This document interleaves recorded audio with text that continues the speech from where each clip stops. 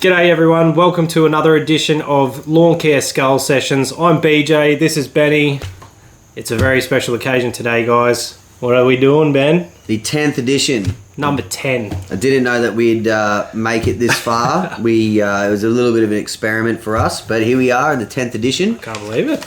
And once again, appreciate all the feedback and comments. Yeah. We did miss an episode, then we were back last week. So we thought that we would lose a bit of traction, but straight into it. Built up nicely again. So thank you, everyone. Huge thank you to Aiden for last week. Yeah. That was awesome. Aiden Andrews, he's a good bloke, and I can see us getting him back in future episodes. Maybe not necessarily to discuss his brand, but just to have just industry talk. Shit. Yeah. No, I didn't realise he'd been a contractor for 10 years or something. So cool. So also let us know if that's something that you would like to see as well. Aiden is all for the contractors, and it also gives us a little bit of extra flavour. You know, you're a Skag guy, I'm a Catch Pro guy, he's a Cox Wright guy. Yep. Sort of little bit of something for everyone, which is good. No, it was cool. Definitely, that we'd love to see that in the future. Definitely. Maybe we'll do some housekeeping first because I've had a few questions about the producer situation. So what's going on, brother? Well, it's my fault again. All right. Well, I don't know how simple to keep this, but I like being honest with our audience. Yeah. So essentially, we had a falling out with Josh from Catch Pro. So Josh has been doing the back end of all the Catch Pro stuff pretty much since the start. Yep. He was responsible for a lot of good things that happened. Yep. And I don't know, somewhere I thought it was running pretty smooth. Yeah. And I can be honest when I say that, sometimes in Catch Pro when, someone's just on me all the time and, they're like, oh, you got to do this, you got to do that. I kind of just got to a point where I was like, man, I'm the fucking boss. Yeah. And whether it's right, wrong, whatever, that led to a little bit of a falling out. But, just a little bit deeper into the situation, turns out Mr. Josho had been, he had registered the Catch Pro domain, the Shopify website, and some of our other products that we have.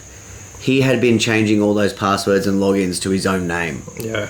And when we had our little bit of a falling out argument, and he's like, well, fuck it, I own everything. If you want it back, you got to pay me. That's when shit got pretty real. Yeah. So, we won't dive too much further into that. I have managed to regain my website. BJ's taken over, Mr. Producer. We got it out last week. Please give me your feedback and let me know how I did. Now, we know we had some raindrops at the end. Yeah. And we're in the Catch Pro shed at the moment, so we don't have a real studio. Yeah. BJ just bought a new house. Yeah, we're in the process. Once you sort out the kitties and everything like that, we'll get that up and running, so bear with us. We do have a casting couch ready to go. Well, I hope we have a guest then, because otherwise I'm in trouble. Yeah, otherwise I'm dead. So definitely give us your feedback, because that was BJ's first episode that he produced. Yeah.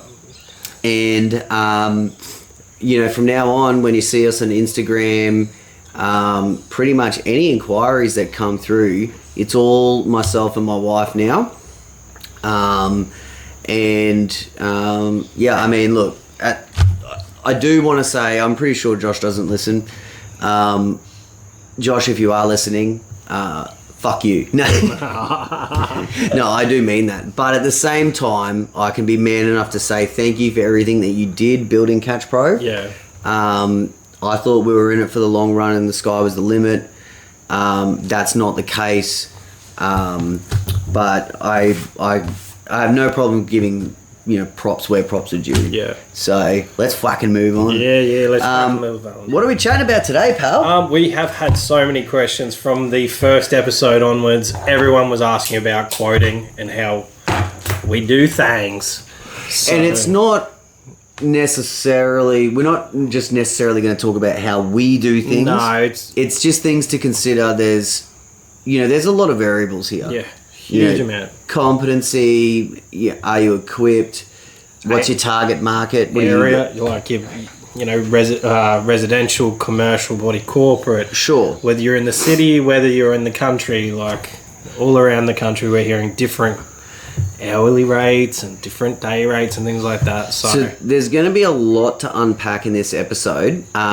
We always try and be prepared, but we just sat down and did this quickly before. We've both been so busy. BJ is going nuts running a business, and obviously I'm pretty tied up doing Catch Pro. But we are going to talk about some of the things that we consider to be talking points that can hopefully shed some light on some of these things. Well, these aren't things that we just came up with. Like, we brainstorm all through the week from the last episode. Yeah, it's all in our heads. It's all in our heads. I mean, we do this. You've done it for 18 years. I've done it for 8 years now. So 19 years. 19 years. Apologies. Yep. Apologies. Next season, if I make it, I'm hitting the big 20. Whoa! Are you gonna have a party? No. Speaking of parties, what are we gonna do for Christmas? Well. I think it's obvious that I'm going to be Santa and you're going to be my elf. Will I be made to be Mrs. Santa? Can you? Will you do that for me? I'll just be. I'd consider doing it for them. Wow. It's just weird when we don't have a producer here anymore. It's just the two of us. It's just the two of us, so it's like it's a bit weird when we get freaky because there used to be someone else there that would break up the tension. But someone now to watch it doesn't go too far. It's not mess around when it's just two people. Nah, it's still fun though. We're still gonna have a good time. All right, cool, man. So let's get straight into this. Now, some of the things that we're going to touch on, guys, are your hourly rates, your day rates, your quoted jobs. We're also going to touch a little bit on payment and non-payments. Yeah. Someone on our YouTube channel commented in and they've had their first experience. They want to know how we handle it. Yep. Also, how to carry yourself, whether it's confidence, building a relationship, all of these types of things on first impressions when doing a quote. Huge.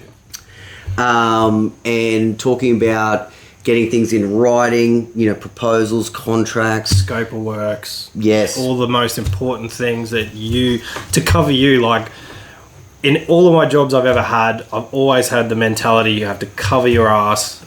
And that is the biggest one, is making sure that you get a scope of works and you stick to that scope of works. So knowing what you don't know is pretty important.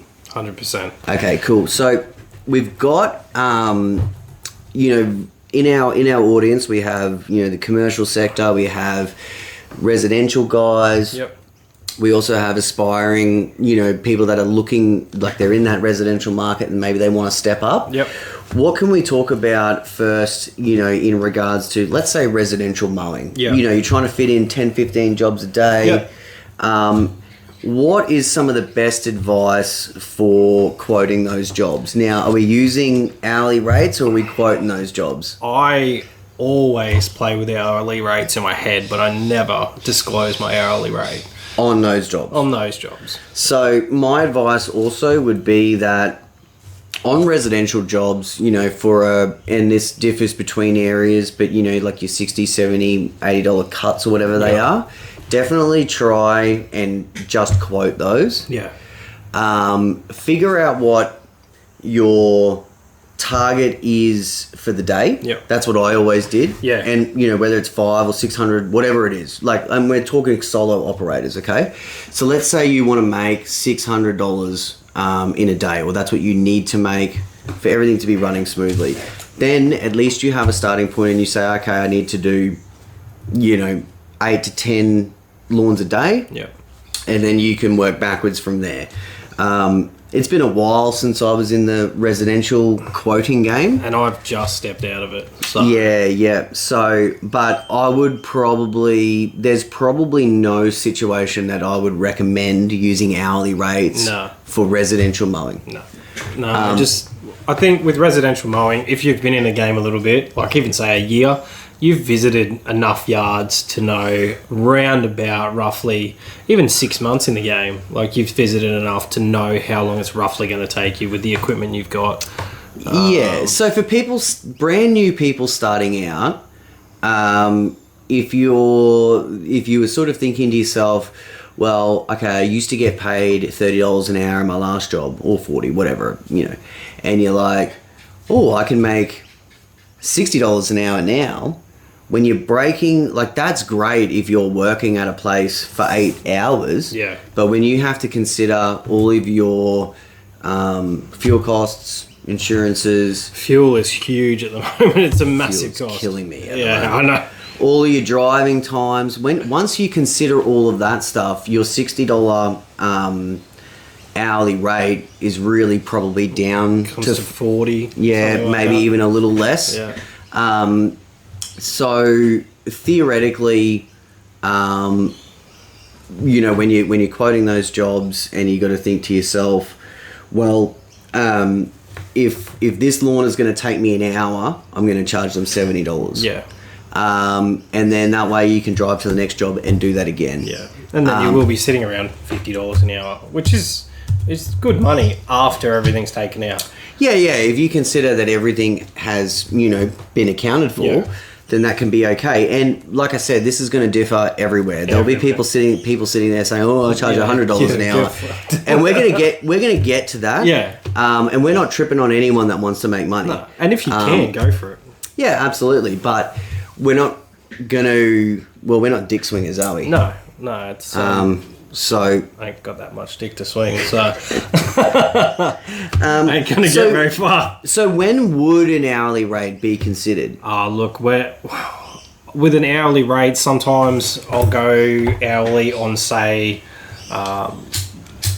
just like a job where someone wants different things done. Like I've got an acreage job, and I never know what I'm walking into. Yep. And then I put a nice, juicy number on my hourly rate. So it's like a pre-arranged where they say, hey, I want you for 6 hours a week every week. Yeah. What's your hourly rate? Exactly. And that's where I'll play with the hourly rate. And I'm fine with that, because the people who, like, you can tell when you rock up to a job whether they're going to be like, oh, fuck off, I don't want to pay what you're asking. Yeah. Like I went in nice and juicy on, I've got one that wants me 8 hours one week, 4 hours the next. Mm-hmm. And it's, there'll be mulch there waiting for me. There'll be like hedging to be done. There'll be mowing to be done. Just everything, weeding, hand weeding, shit like that. And I'll hourly rate the whole thing out, because it's all, and that way I don't feel like I'm running either. Like, and you'll have some situations where sometimes it feels like a loss, sometimes it feels like a win. Yeah. So like if they got you to trim like an 8-foot hedge, and it took you 3 hours, and you'd be like, well, okay, I just made X amount, whereas if I quoted that, I could have made this. Yeah, but then on the flip side, it's the hand weeding that fucks me. I'm like, yeah, but then on the flip side, it's like, well, they're giving you that continual work that you know that you can book in. Yep. And if you decided that it wasn't working, or you can earn more elsewhere, then you can revisit that down the track. And that's why I've moved out of residential now, because I just found it was so inconsistent.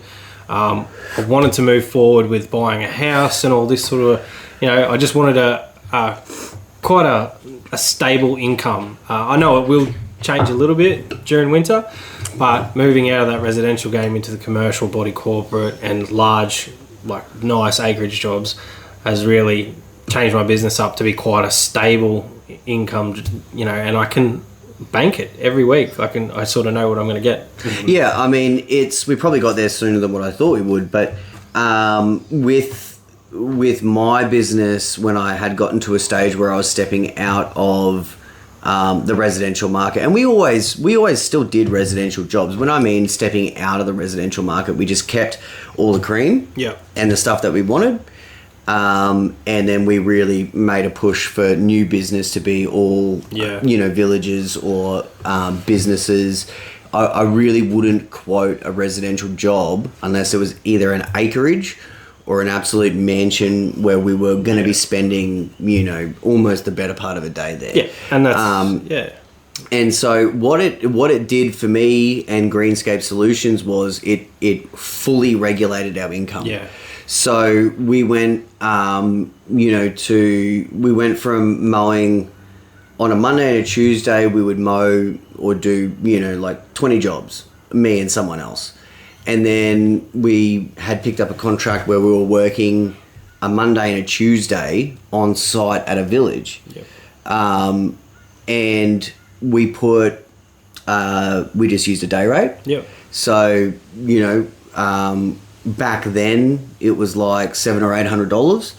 I think now you'd be more toward the 1,000 mark for two people. Yep. But 7 years ago that worked out great for me. And what it meant was every week I knew, let's say, I think it was around 1,500 maybe for the 2 days or something like that. I think now you'd be probably looking more around the $2,000 mark, maybe, or something like that. And every week I knew that my worker's wage was more than accounted for. Yeah. And things like that. And then we also had tons of other business that we were doing. Yep. So everything else was kind of cream after that. A lot of people are like, putting all your eggs in one basket, or as I am, like 7 or 8 baskets. But you've got to be confident in your quality of work and things like that. I know things can change, like with businesses and things like that. All good things, I think all good things do come to an end. You got to take a risk. Like, I think you have to take a risk. You got to take that risk. Like, it's good money. Like, I got 2 days a week at one village, 1 day a week at another, and I think I've got like 4 or 5 acreage customers and a few other commercial customers thrown in there. So let's talk real talk for a minute. If you lost your main village, which is 2 days a week, how badly would it impact on your business? And be honest. You're putting all your eggs in one. It'd fucking kick me in the guts. Okay, cool. It would absolutely. So there is a real risk. It's a huge risk. And I'll tell you, I had a similar situation. It's a very similar village to what BJ is looking after. Priced, very similar as well. And I was lucky enough to have picked up a retirement village while I still had that. And, we were running them the best that we can, but things did go south at the original village. And it didn't affect me. I guess I just dropped a worker. Yeah. So, that's never good. Nah. But, sometimes when that one door closes, another door opens. And for me, it was like the best thing ever, because I was running around doing all these things. Yeah. And then eventually I dropped that one wage. We did lose that job. Obviously, profits were lost. Yeah. But we were able to make it up and be a bit happier. Yeah. Once time went on. I've got it pretty set now. I'm happy with the amount of work we can punch out. I'm happy with the money at the end of the week. But yeah, that fear is always hanging over you. When you only take big contracts on, that's always hanging over you. Yeah. Now, let's talk day rates for a minute. So we know very well that if you are, let's say, a solo operator, you can go out and make like $600 or $700 by yourself in a day, right? Yeah. But if you're in a situation where someone wants you for a whole day, now you can still charge that amount. But what if they want you for 4 or 5 days, which I know is getting, into the full, you barely got a chance to do anything else after that. But it's something that I wanted to talk about, because I've had people come to me and say, I've got this opportunity to get a complex. Yeah. They want someone for 40 hours a week, which is full time. Yeah. And they're sitting in their head and they're going, okay, so I used to make $700 or $800, multiply that, $4,000 or $3,500. Yeah. Now, what I want to say about that is that's great if you can get that. Yeah. But just be careful when you're quoting week-long jobs that are going to go 52 weeks a year, ongoing. Say, for example, at my village, we're well and truly under our usual day or hourly rates that we would work off. Yeah. But because it's continuous work, we're able to come right down. Yeah. Because all your expenses go down as well. That's it. And we know now for me, I'm not a solo operator. I'm not there. I've got a worker there. So the money that Ben Vandergeesen or Greenscape Solutions needed to earn is not the same as, you know, I've got a worker, I pay him $1,100 a week. Yeah. I'm charging $2,600 or $700 for that. So theoretically, I'm getting like $1,300 or $1,400 profit. Yeah. Before I've even picked up a tool. Yeah. Now, when I say profit, it's not true profit. There is fingers in the pie there, but once you take his wages out, you've still got all of this money to work with. Yeah. So I just wanted to, the only reason why I wanted to touch on it is because I don't want anyone to blow an opportunity. Yeah. You know, because I've seen it happen. I've heard it. Yeah. And when I quoted my first village, I was so scared. Yeah. I was like, well, myself. where do you draw the line with what profit is? Do I make 1,000? Do I make 2,000? I was lucky because you'd had plenty of experience by then, and I was like, fucking hell, Ben. Like, it's a daunting thing to jump into a village and getting the money right where you're not getting greedy, but you feel like you really have a good shot at it. Like, I didn't want to go in too low and fucking resent the job. Yeah. Because that's one of the first things you told me when I started this gig was you need to walk away at the end of the day happy. And that's how I've done everything. So yeah, and I know that was huge. I know for me, like, I can always start off being content, and then I'm just that type of person where, like, it's just never enough. Yeah. I always want more, and I always want to do, you know, something better. Like, I picked up a village, and I was like, man, once I pick up this village, I'm just never going to worry about this again. And it took me like almost 24 months to secure my first village. Then once I got it, I was like, man, I want another one. Yeah. And then it just all happened all over again. And thank you know, God, that now that I've got the retirement village, and it's obviously a result of Catch Pro, but you know, now I don't, you know, I used to sit in the computer for hours and, you know, research which villages, which contracts were coming up when, and, you know, who's got a landscape solution, skyline, and thank God I don't have to do that now. But very similar with Catch Pro, I was like, look, if I can sell 200 catches per year, I know I've got this amount of money. Now I'm like, I want to sell 500. Yeah. And it's going to grow every year. It's just my human nature. Yeah, that's you. So, well, while we're talking about villages, should we give them an idea of what a village expects when you walk in, like what you should be looking for? Yeah, sure. So, I think you know how you're going to carry yourself. Yeah. You want to be pretty well presented. Yeah. Which isn't always easy. Like, I remember, it might not have been a Greenscapes deal. It might have been a Catch Pro deal.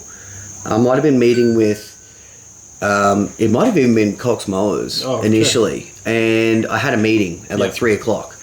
And I just, you know, like, communication is the key, right? Yeah, I remember I just had said to them, I said, look, you know, I don't want to put you off or anything, but, like, I'm going to be coming off 8 hours of gardening and I'm not going to have an opportunity to get clean or whatever. Yeah. Is that okay? And they're like, yeah, sure, it's fine. But I do think, you know, if you're rocking up, this is probably the same for residential work. Yeah. You know, I don't think you want to be rocking up with like overly dirty clothes. No. You certainly don't want to have body odor. No. I think we touched on that with the employee episode. Yeah. Brush your teeth in the morning, everyone. Put some deodorant on. It's not expensive. Just do it. So I think some of those things really matter. Even if it is a $50 or $60 job. Yeah. You don't want people to think that you're a slob. Now, if you want the job, then dress like you want the job. Just like you were going to an interview. Because that's basically what it is. It's like a mini interview. Yeah, and every situation too. And you never know, you might be going to quote, you know, what you think is a $60 job.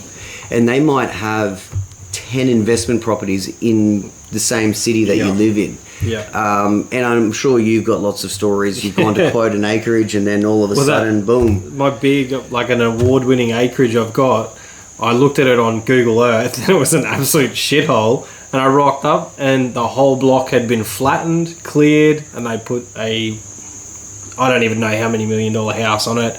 and it is just like pristine. So yeah, it was my bad. I just rocked up and I was like, whoa, like the gates just opened up. There was a driveway with a roundabout. I was like, yeah, this is not what I expected, but I'm very happy. So yeah, I mean, look, I think it's important that, you know, have your rig as well presented as it can possibly be. And, you know, like we're pretty real. Like we know, you know, a work car is not always, you know, it can't always be something awesome and fancy. It just needs, it doesn't matter if it's a shit box. Yeah. It just needs to be reasonably well presented. You know what I mean? Yeah. We can't all have an awesome trailer with equipment defender racks from Catch Pro like BJ does. That's it. I'm very lucky. Well, let's just quickly talk about scope of works and proposals. Yeah, for sure.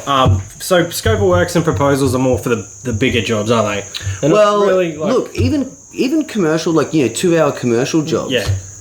I mean, like, communication is the key. that's true. It's true. That's what let me down when I first started, was actually my communication.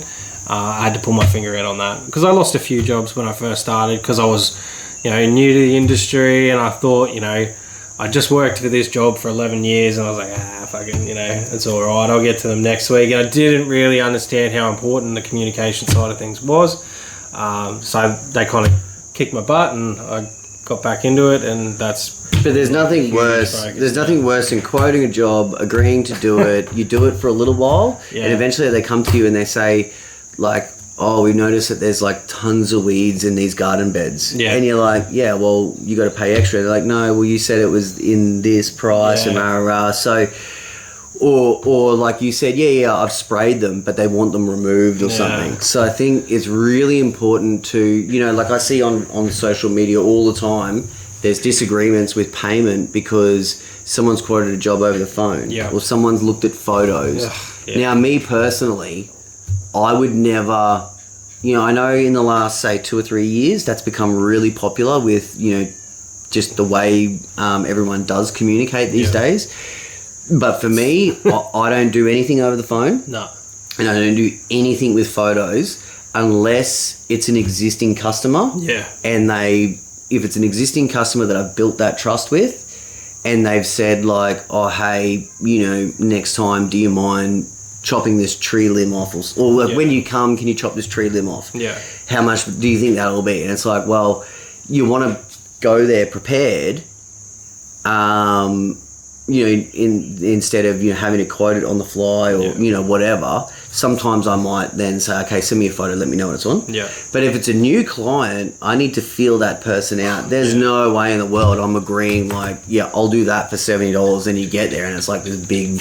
Oh, man, I did that. I failed. I did a few photo rock up and it's just a fucking jungle, and I'm just instant regrets, and I just, even though like I've quoted over the phone, you know, there was one occasion where I was just like, I can't do this. Like, so same thing with like rental agencies. Yeah. You know, you get a work order and it's like, oh, can you please quote to tidy up the property? Now, someone like me and Rusty, for example, if I send Rusty there and say, hey mate, we got to clean up, if I didn't have a full detailed list, he could spend literally a week there. Yeah. And so, you know, when you're doing the quote, it's like, well, okay, roughly how much they want to spend, you know, you sort of feel them out. Yep. And then you're picking at, you know, like I know, instead of, let's say they've got a budget of $800 or whatever the case is, you some of these rental properties, you can sometimes you can spend $200 just mowing the lawn because they're that bad. Yeah. So I think when you submit the quote, it's very important that it's itemized. You don't need to have the dollar next to it. Yeah. It just needs to be itemized in the sense that, yes, we're going to do the snipping. Yes, we're going to mow. We're going to spray the weeds. Yep. Or say whip a snip, then spray the weeds rather than hand removal. Yeah. I think it's very important to have all of those things itemized. So when they get the bill and they, if they're looking to see if they're satisfied with the job or not, you can say, hey, this is what we've agreed to and this is what we've done. Yeah. If you wanted something else done, it's going to be extra. Yeah. And that's where the scope of works comes in. They should have given you a scope of works, what they wanted, and then you could have gone from there. That's right. And also, let's just circle back to hourly rates for a bit. Now, when we're talking hourly rates, when you are using them, I've noticed lots and lots of contractors will say, okay, it's going to be X amount plus dump fees. Yeah. Now, I understand in different regions, the tips are further away than, or and they charge different amounts. What I've always tried to do is I've always tried to have an hourly rate where the dumping is included. Yep. And you can have a pretty good win. Instead of saying to the client, okay, it's going to be $70 plus dumping, and you send them a bill for $120, or let's say if it's going to be that. Yeah. I usually like to say, okay, the job's going to cost you $120, and we're going to take everything away. Dump costs is all accounted for, rudda. And then that way, it just helps it get over. It's easier to sell it if they're getting like a turnkey package. You know what I mean? Is that how you work with cleanups as well? Because I did... Unless I don't know how to quote it. Yeah, so I would put like a day rate on something if I'm doing a full day cleanup, but then I would put tip fees on top, because sometimes you can pull so much more shit out of a property than you expect. That's one of the biggest things I found when I was doing cleanups, was I underestimated how much actual shit could come out of such a small area. I mean, if you're talking like palm fronds or ginger or something, like ginger. Yeah. And you cut down anything that has like a high water content, then you've got that weight, like you're taking palms out, like it changes up a bit, and that's where I keep that green waste and I give them a between this and this. Yeah, if I thought to myself, I don't know how many loads to the dump that I'll do, then I'll then specify. But if I roughly got it, if I think I got it, because we can fit a shitload of stuff in our trailers. Yeah. Oh man. I mean, you can fit a whole yard in yours. Huge. So it's not about the amount of waste, really. No. It's about how long it takes you to load it, drive to the tip, and then unload it again. Like, if you're doing a whole trailer load of palm fronds, it's different to if you're doing a whole trailer load of bougainvillea. Yeah. And that's where you can mess with those hourly rates a little bit. Yeah. Well, that's another thing. We keep going back to villages because that's where we're mainly focused. Yeah. So at most of my villages, I've got on-site dumping, and you do as well, don't you? I got on-site dumping, and even if I took something off-site, like I'm just at that point now where I probably wouldn't charge them extra. Yeah. So I actually put it in my quotes for dumping. So that's my cream. So a little bit of creaminess on top of my things. Sometimes I will, definitely. Like I got, I can fill my trailer, and my trailer's big. I can fill that with palms easily, like every month coming into summer. So but that's one thing. On-site dumping, that's a huge benefit. It's absolutely fantastic. And like when we quoted the jobs, I think I took that, it's going back a bit now. I think we've had the village for 4 or 5 years. I think I was so stoked to get it that, like, because when I first picked up the village, we were, let's say, we weren't at the higher end, certainly. And then we had an opportunity to move up. And then on the very last one, we had an opportunity to get where we were super happy. So in the scheme of things, because we've become more efficient and everything like that, it really is like a great big boost. Yeah. And you can really take those profits to another level. Yeah. So with your day rates for solo operators, well, let's talk about, because this is something that's a little bit controversial. Let's talk about industry standards. And I'm probably going to piss some people off. I'm not trying to do that. I'm just, I've just got my opinion. Yep. But there's a lot of talk about, people saying, hey, this is what you should be charging. Yeah. And the reason behind it is they don't want to lower their prices to come down to any level. Yeah. So they want everyone to charge the same thing. Yeah. But for me, I'm against it, right? Yeah. Because you've got guys like us that we're fully equipped, we're experienced, we're not messing around. Multiple seasons. And, you know, we want to charge what we want to charge. Yep. Why should someone who has, you know, put a mower and a snipper in the back of their wagon, why should they be getting the same amount as us? Yeah. I totally agree. I feel like entering the industry, there should be some sort of starting point. I'm not the one to make that starting point. No, of course not. But I'm not either. I'm not trying to dictate. I'm not trying to say... I feel like if they can get it, then fucking good on them. But I feel like people saying, oh, the industry standard is this. It's like, honestly, we're pretty unregulated. Who the fuck made your business the pinnacle of success? Yeah, and that's how I feel too. And and it's not even about, like, I want to see everyone be successful. Oh, 100%. But at the same time, I do think you need to cut your teeth. Yeah. And look, if you are, let's say you're a greenkeeper and you have a lot of knowledge and, you know, you might not have the fanciest rig, but you've got enough tools to get it sorted, you know, that's okay. I'm not saying that you have to charge under us, but what I am saying is, like, I know a 17-year-old me, right? I know what I was like. And, you know, it wouldn't have, like... It just doesn't make sense on any level to have me back then charging the same amount as what I would be charging now. Yeah. Take the times out of it. I'm just talking about experience and stuff. Like, it's just absolutely ridiculous. Yeah, well, I mean, from when I entered to where I am now, my rate has increased. You know, picked up extra bits of equipment, made myself more, you know, competitive around the place. You know, it just doesn't make sense as someone who's just walking straight into the job can be like, I'm going to charge what this guy. Yeah, and then, you know, you see them and their you know, their edges are like more waves in the bloody ocean, or you know, they're fart-assing around with bloody ladders and string lines and all sorts of shit on these hedges, when you can get a couple of mad brothers like us come in and just eyeball the thing and boom, you know, here it is. Especially when they're throwing hourly rates around. When people say, you know, coming in at you know, like $70 an hour or something, they're fresh as.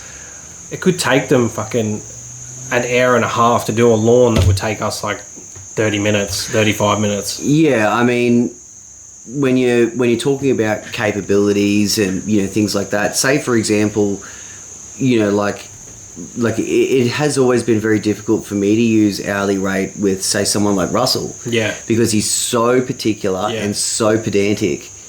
Now, does a I can appreciate job. Yeah, I can appreciate it, but he's just not touching enough stuff. Yeah. Now you look at someone else like DJ, and his work is not as perfect as Russell. Yeah. Everything he touches is not as perfect, but he's covering a wide area and he's getting enough done. Yeah. And you know, like, if you're one of those types of people, you know, one thing I say about Rusty is, you know, it takes him an hour and a half to watch 60 Minutes. You know, like, eventually you're going to get to a point where, okay, you're using an hourly rate and they've got to mow the lawn, they've got to trim the hedges, they've got to spray the weeds, they've got to do everything like that. And after 3 hours, they've only mowed the lawn. Yeah.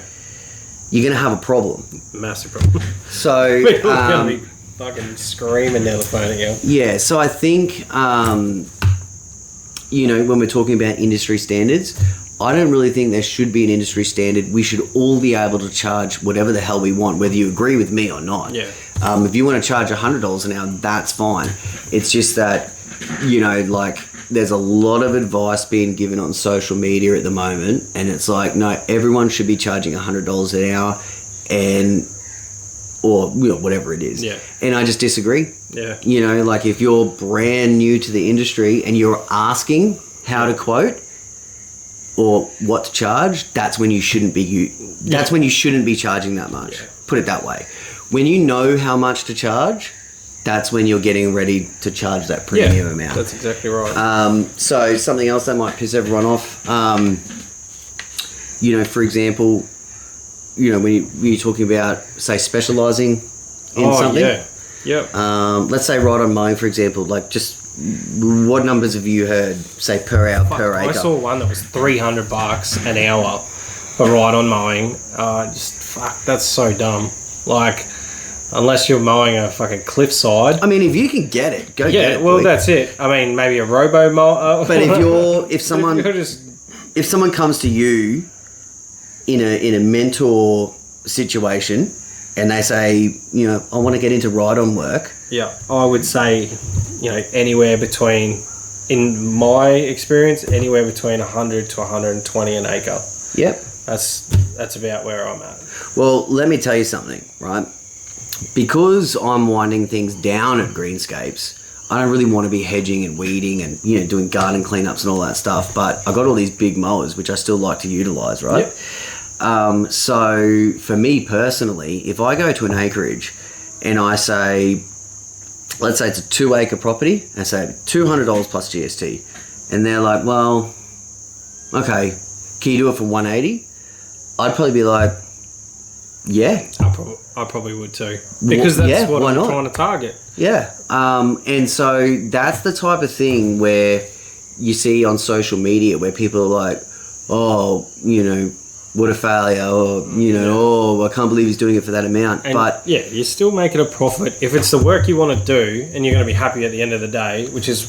And that's your target market as well. That's your target market, and keeps you in the area. Normally where there's one acreage, there's another. Keeps you in that area that you're targeting, and you're still making money. And if something better comes along, you can fuck it off. And obviously if you're out there hunting, if you have got some shit work, move it on.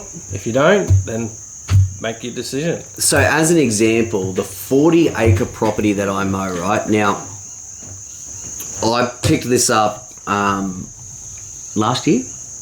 Yeah, I think so. Is it last year? Yeah, maybe. Or it might have been the year before. It might have been the year before. Okay, within the last 24 months, right? Yeah. Now, I hadn't ever quoted a 40-acre mowing property before. So when I was looking at it, I was kind of like, this is going to take me a minute to figure out. Multiple phone calls back and forth, like, oh, fuck. Yeah, so, I mean, I had a few bits of paper, and, I was looking at things. So eventually I kind of just had to, all the rules and everything that I knew before, I ended up just had to put aside. Yeah. And I had to say to myself, okay, how many cuts per year can I get this for? Because that's a really important thing in Brisbane or anywhere north of here. Yeah. The regularity is, there's... What's a difference of 6 to 12 inches? Yeah, it can really, really make a difference in growth, in the growing season. Yeah. So I ended up getting it for 22 cuts, right? Yeah. A year, which is pretty bloody good. It's almost, it might be a little bit less. It might be 19. I don't know. It's fortnightly most of the year round. Yeah. And so I just basically had to weigh it up and say, okay, if we're going to get 4 guys mowing and I pay these guys, whatever it is. And I ended up putting $2,000 a cut on it.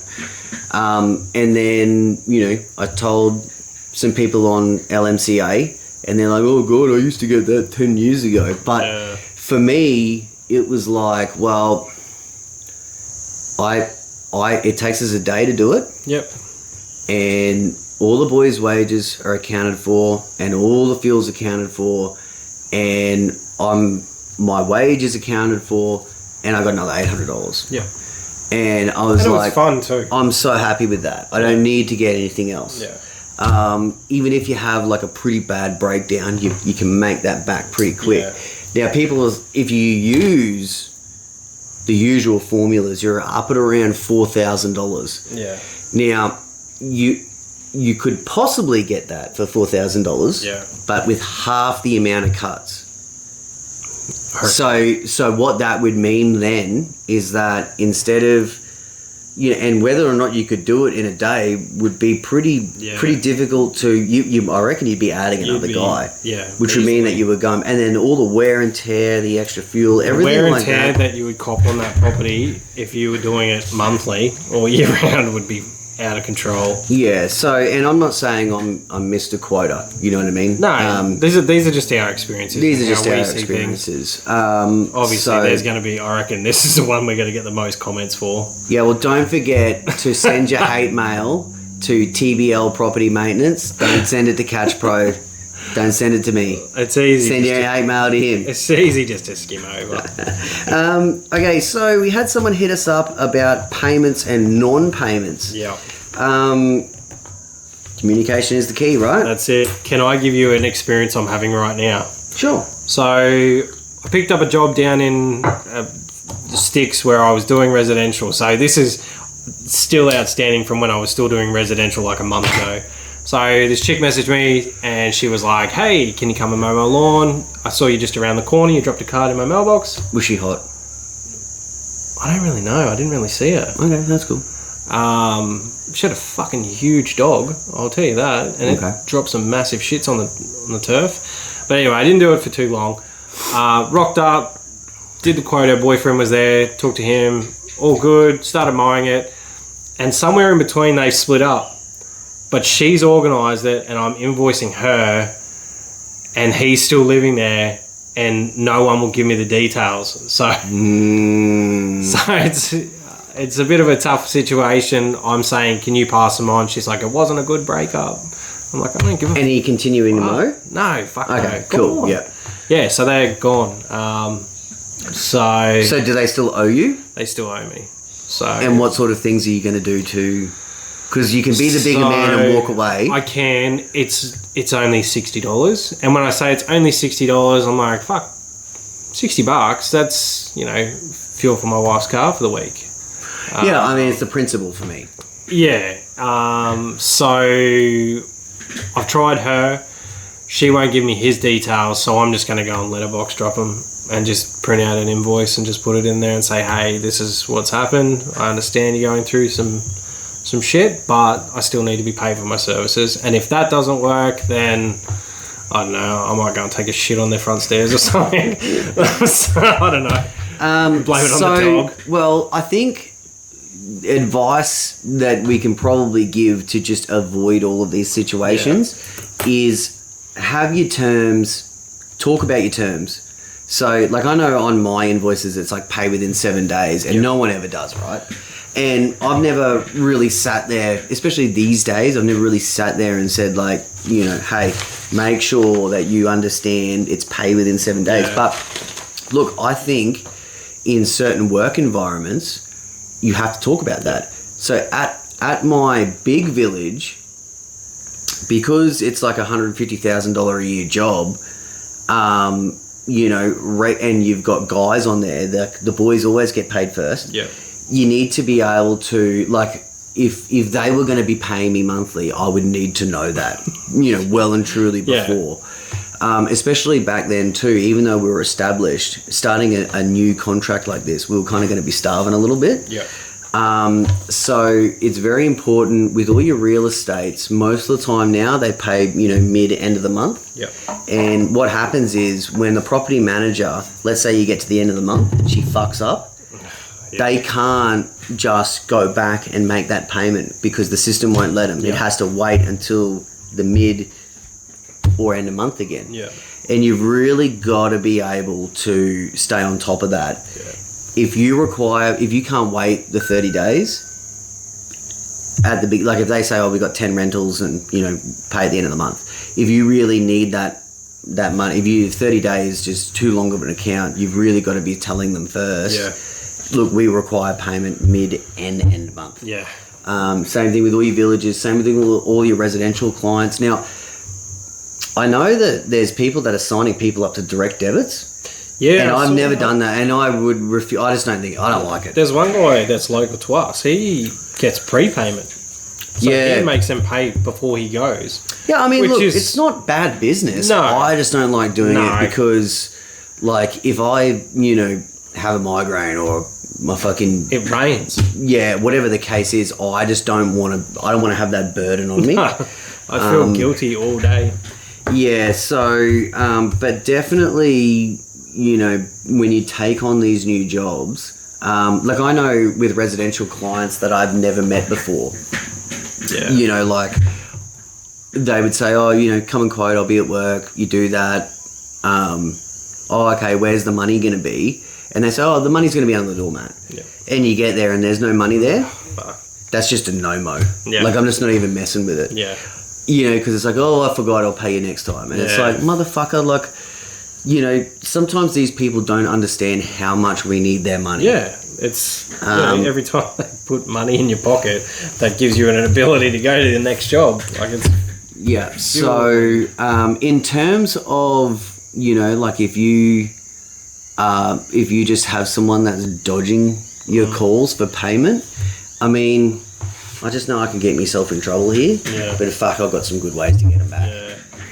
I've had a few non-payers. I had one that my wife actually went to school with this lady, and I should have known. I rocked up and it was straight away. There was like beer bottles in the front yard, and they were like, you know, "Oh, we've got an inspection. We really need you here." Rocked up. It was fucking dog shit, and I was like, it was when I first started, so I was like maybe 1 year in, and I was like, oh, like I don't want my missus to have to explain why I didn't do it. I just thought, fuck, I'll get in and do it, and it was like $90, and she just didn't pay. She ghosted me. My wife actually got the shits, and she posted on her personal Facebook like, "Oh, this pig didn't pay," and all these people that they both used to go to school with were like, "Oh, I fucking know that bitch," and like full just went off, and then they started private messaging them like, pay him, and then all of a sudden we just had some random money rock up in our account. Well, social media is a powerful tool. Now, I've never done any Greenscapes business on Facebook. Yeah. You know, Greenscape started long before the impact of social media, and we were really well established, and I was never interested in taking on any Facebook work. But yeah, I mean, certainly, you know, you round up in your balloons.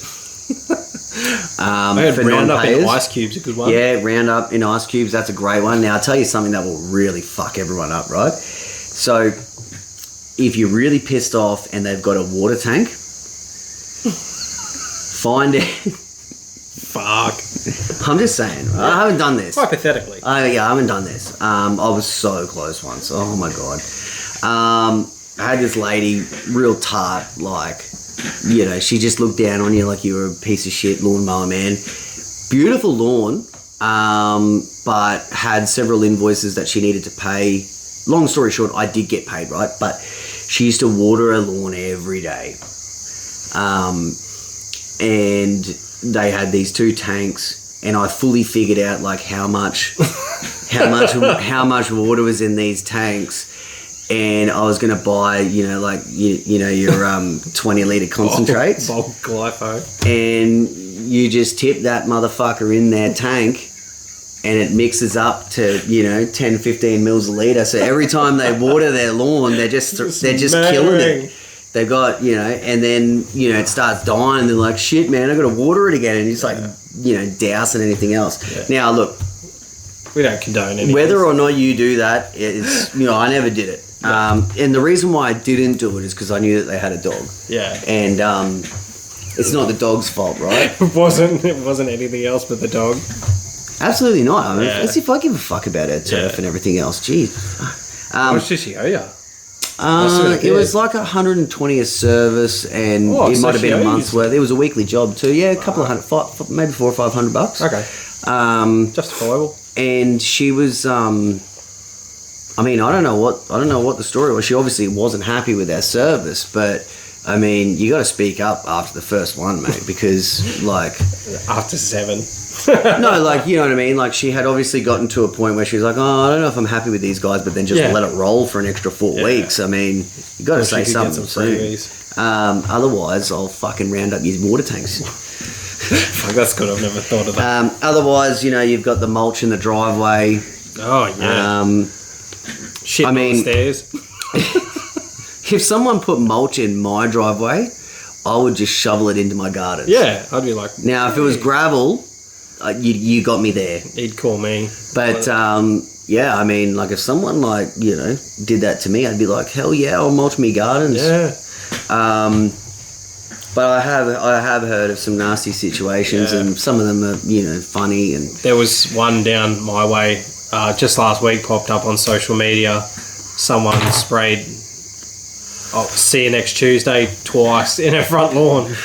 So see you next Tuesday. Yeah, I might have seen that. Did I see that on Instagram or something? No, my wife sent it to me. It's down in Redland Bay. Yeah, I mean, to me, that's not enough. Yeah. Depending on what the payment... Pretty bad. If it was $60, then yeah, well spent. The funniest thing was she's like, I don't know who's targeting me because no one else on the street has had this happen to them. I have children. This is very inappropriate. If anyone knows anything, please contact the police or us on Messenger. And I was like... Yeah, I mean, see you next Tuesday is pretty tame compared to what I would have written. It's like, you gotta... Yeah. All right, well, back to, let's say, hedges, weeding, stuff like that. I think if you're inexperienced at quoting and you don't really know how long those jobs are going to take, so it's not just mowing and stuff like that. Yeah. I think that's when you can start using the hourly rates. Yeah. If you're not going to use the hourly rates and you're going to quote the job, you don't reveal your actual hourly rate. Like if you say to yourself, I want to make $70 an hour, and you are quoting a job that you think is going to take you 3 hours, so that'd be $210. But you're like, well, I want to charge them $270. You know what I mean? Yeah. And you just say, no, the job is $270 to trim that hedge. Oh, how long do you think it'll take you? Oh, it might take me 3 to 4 hours. Definitely just try to not reveal your hourly, because you could do the job in 2 hours. You could just hook in, right? Do the job in 2 hours, and they can be like, well, okay, here's $140. And you're like, nah, man, I quoted you $270. And they're like, oh, you're done in 2 hours. And it's like, well, you weren't being charged an hourly rate. Yeah, and that's another point. Be confident in your prices that you give, because if you say that you're going to charge them $250 and then they come to you after the job's done and they're like, oh, look, I think you were taking a piss. It took you way less time than I thought it would take you. I only want to give you $200. You're fucked. Give me $250. Yeah, I think you brought up something that is really important. We always see on the social media pages about haggling and discounts and things like that. If you're in the initial stages of a quote, I think that's human nature. Yeah. Everyone wants the best price. Yeah. The amount of people that I see on those pages say, oh, can't believe someone asked me for a discount, or someone asked me, what's your best price? And it's like, my best price is, and they got a real chip on their shoulder. Now, Ben, can I ask you, how many people fucking ask you for discounts every day? I mean, you should see, like, I get emails saying, like, oh, hey, I've never seen one of your catch pros before and I live in fucking Rockhampton. Can I buy one for a discounted price and I'll show it to people?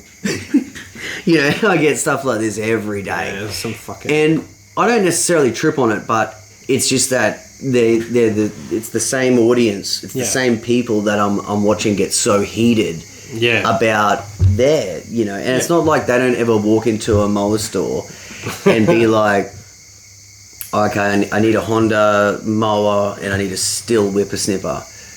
Okay, what's the price? Okay, can you do it for this amount? It's pretty much human nature. And when people ask me, I don't get offended. It's more about how they ask. Yeah. If someone says to me, look, man, if I could, I would give discounts to everyone. Yeah. Just being a small business, we can't do it.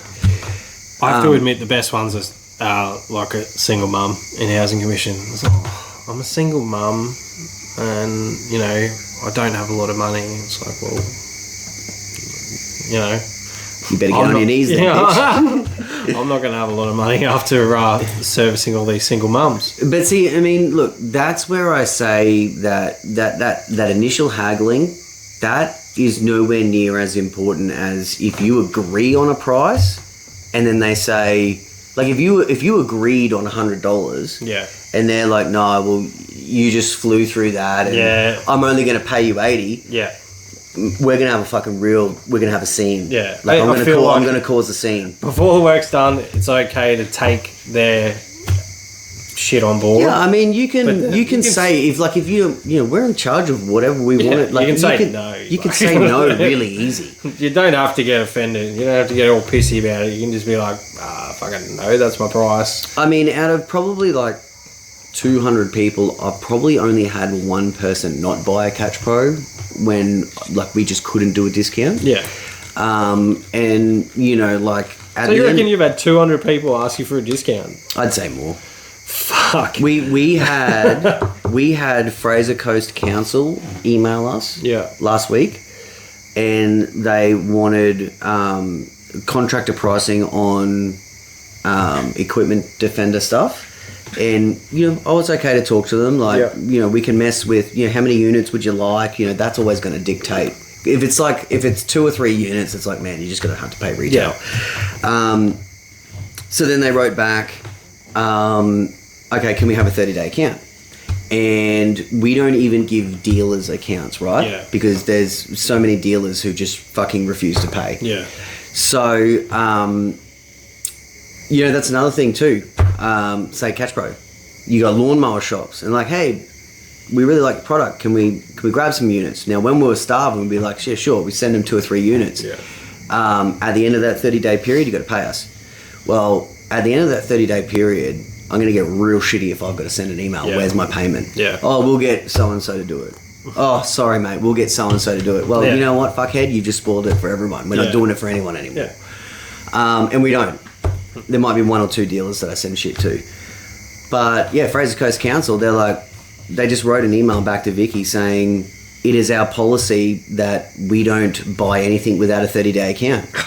And Vicky's like, what do you want me to write back? And I was like, well, either don't write back or tell them have fun having no racks, or so. I don't know, like we're not giving them to them. Yeah, it's fun. Anyway, it turns out this is a really fresh example. Turns out this afternoon, seen the missos grabbing one of the big racks, and then she was giggling. Oh, this is for Fraser Coast Council. Oh. They've gone on and they've ordered one. Oh, so they could. It's like, so it's not really their fucking policy. Yeah, they just gave reaching. It a go. Yeah. The examples cross over a lot. Oh, everything does. But yeah, I mean, certainly, and obviously for our LMCA audience, that's a little bit different. But you've offered that to them. For all the support and, for them being so awesome and, treating me like a normal dude. Yeah. Like I said, if I could do it for everyone, I would, but you can't make money doing it. But you may as well, if you're going to do it for everyone, you may as well just drop your prices. Or raise them first and then offer a discount. we don't do that. No, we don't do that. So, maybe I revealed too much. Hey? I try that in the lawn mowing. Yeah, I mean, look, there's all sorts of ways to do business. Yeah. It's like, I mean, so like I know what Jim's Mowing, don't they have like a straight up minimum fee call or something? Sure they do. Lots of people would say that gyms drive the prices in the industry, and I think that's probably true. But then you've got guys that are saying that gyms don't charge enough. Like, there's so many conflicting. Man, fucking quote. I've got to be honest. At the end of the day, fucking quote what you feel is you're gonna be happy with. Like, that's the first thing you told me. You got to be able to sleep at night. Yeah, I mean, and if you're gonna fucking quote something, I can't. You're gonna make mistakes. I can't ever remember at Greenscape Solutions. I just cannot ever remember being concerned about what the next guy was charging. Yeah, you just worry about yourself. Like, so much talk about cowboys. Let them fucking have the dregs, man. Like, let them have the shit that professionals don't want to have. Fucking keep the dog shit yards. I mean, if you consider yourself to be like a sophisticated, business, and you think you're entitled to something that someone else is not entitled to, and that person is winning, it's really time to rethink. And I'm not saying that there's anything wrong with you or whatever, but it's like, if you're saying to yourself, well, I'm competing with all these cowboys and the cowboys are getting the lawns for $80 or whatever, it's time to start looking at alternatives. Okay, if you can't drop your prices and be competitive with those people, maybe it's time to offer something a little bit different, or step out into a different market. You know, like, sometimes things are just how they are. You know, and so it, you know, I don't think that it's ever worth losing sleep over. Like, I know when I was just getting out of that residential market, and someone would say, "Oh, can I have? I'm looking to get my lawn mowed," and I would just ask the person flat out, like, "Are you like getting a few quotes?" "Oh, I'm getting 3 quotes." I would always say, "Hey, you know what? I've got to be honest. I'm just not interested." Because I'm not mess. And then sometimes they'd say, like, "Oh, you know, why?"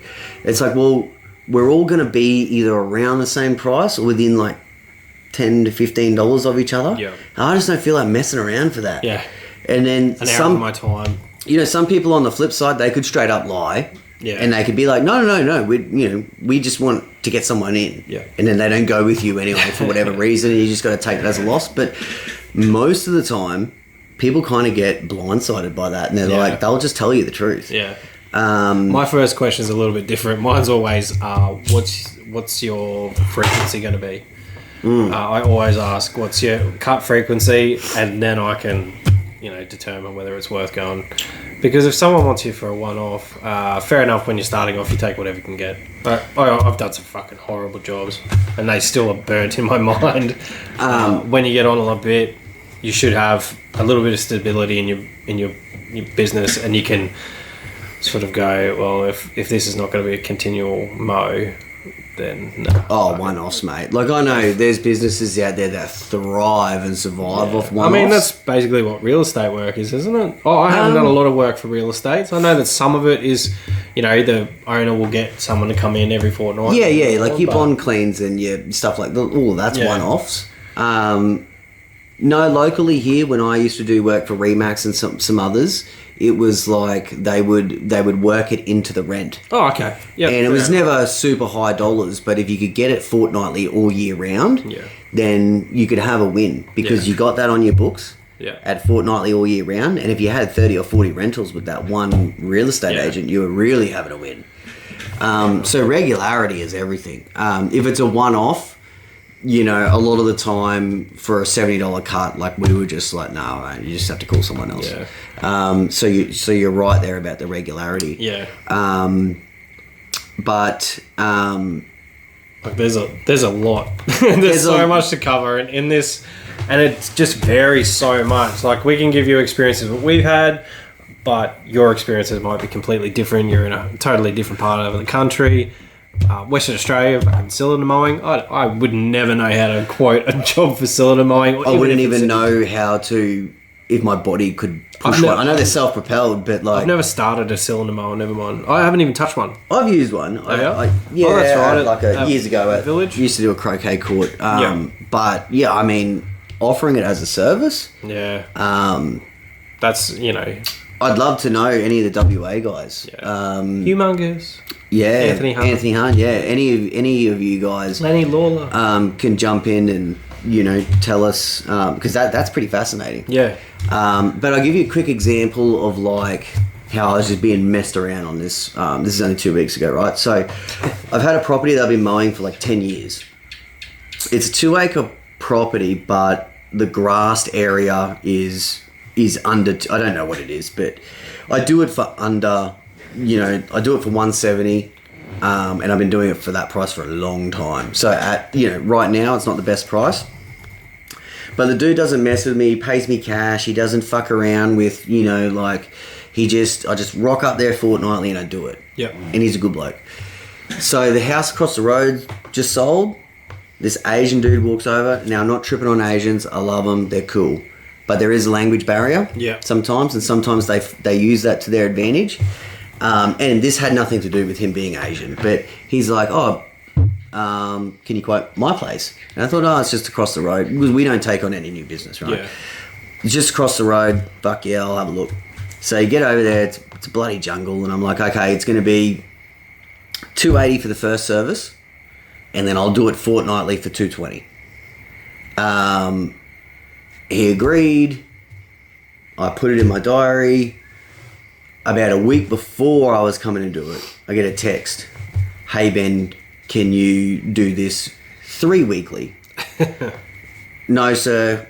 We can only do it fortnightly. Yeah. Because for me to do that 3 weekly means I'm going back to the same street on alternative weeks, and I'm just not fucking interested. Actually, he first asked me, can you do it monthly? I said I can, but it's going to be $440. Yeah. And realistically, if he had accepted that, I still would have rocked up fortnightly. Yeah. And just billed him monthly. Yeah. But he said, okay, what about 3 weekly?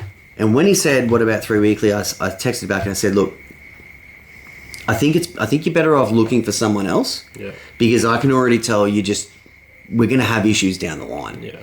Now, for someone who really needs that business, that might not be an opportunity. Yep. You might just have to cop that 3 weekly, which is fine. We're not tripping on that. Everyone's got to start somewhere and grow. That's fine. But that is like a red flag for someone who is going to fuck your life up. Yeah.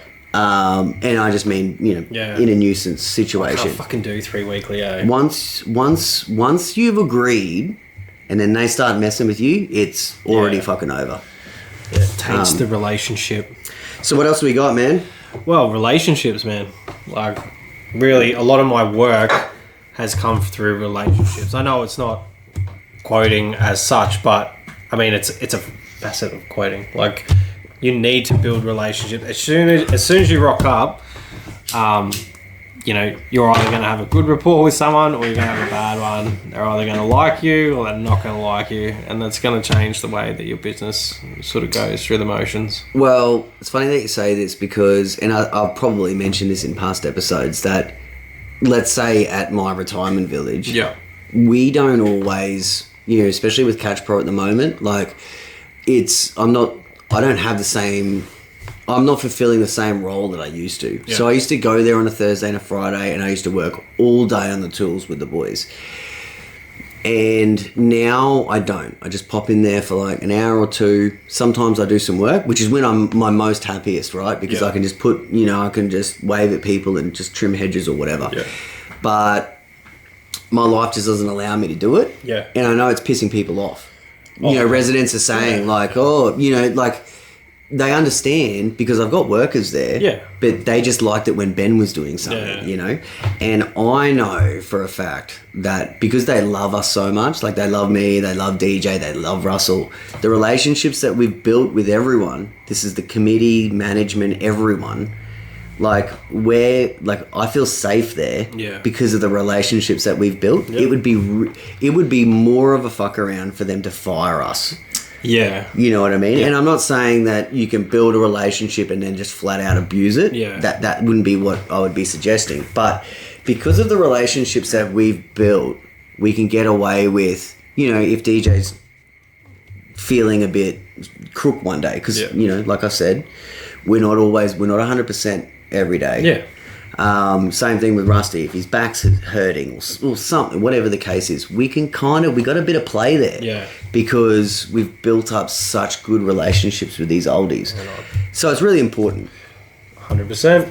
Those villages, man, it's sort of the same as when you rock up to a residential, you kind of try and build a rapport with them instantly, like, how long you been here, blah, blah, blah. You just ask a few questions and that's just like a little introduction. And, be like, if they're hot. Yeah. Which never happens to me, by the way. We work in you find a lot of villages, there's a lot of old. No, even when I did residential stuff, for some reason, I just... I worked at, heaps of high-end properties too, but it was just, always... It was never, anyone our age. Makes me feel good about myself sometimes. Yeah, I don't know. It would have been a little bit exciting. Have you ever been offered by an old lady to go for a swim? I had one old lady, she couldn't walk, she was in a wheelchair, she got put into the pool in a chairlift and she had a carer with her.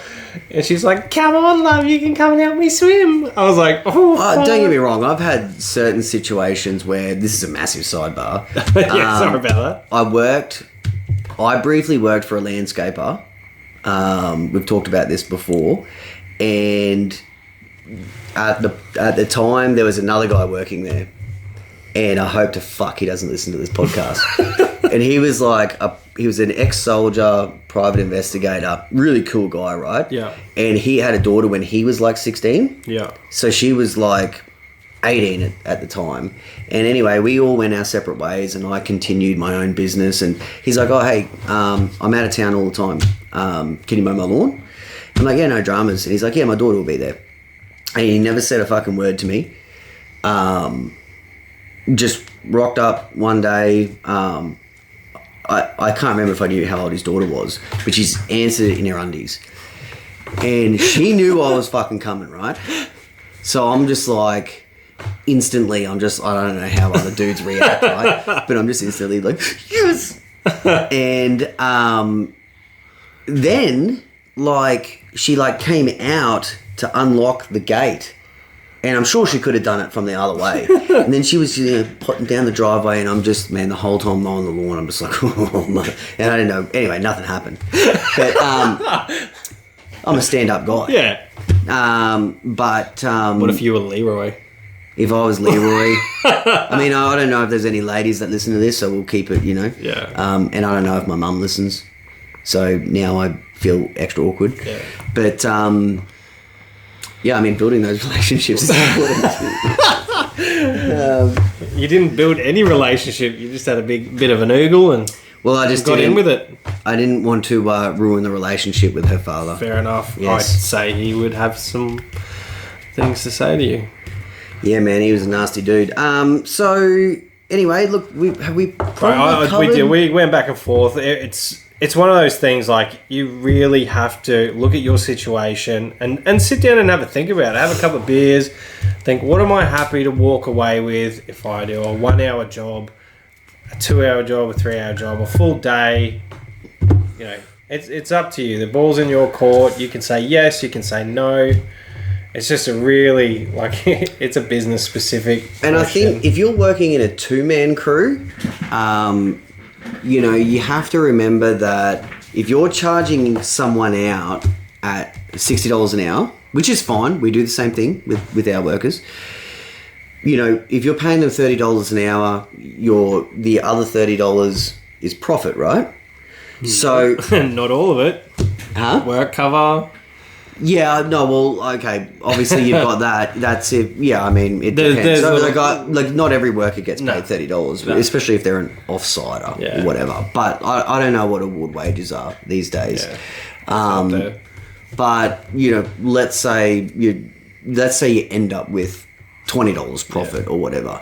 If you that's when you can start using your hourly rates a little bit more. Yeah. Because your hourly rate is going to be up. Yeah. All of a sudden you're going to be up around $90 to $100. Yeah. And if you're working at a property for 8 hours, that's pretty damn good coin. It's good money. Now, yes, there are situations where you can make more than that by hopping from job to job. Yeah. But if it's like they want you a day a week for 6 months or whatever the case may be, or if it's ongoing, at least you can bank that amount. Yeah. And you can focus on stuff elsewhere, and you can revisit this later on if you need to. That's 100% right. So, look, we love all the discussions. Definitely fire your feedback this way. Yeah. If there's something a little bit more specific that you want us to touch on, yeah, please send it through. That'd be great. And don't forget to leave us a review. Yeah, I didn't see any reviews again.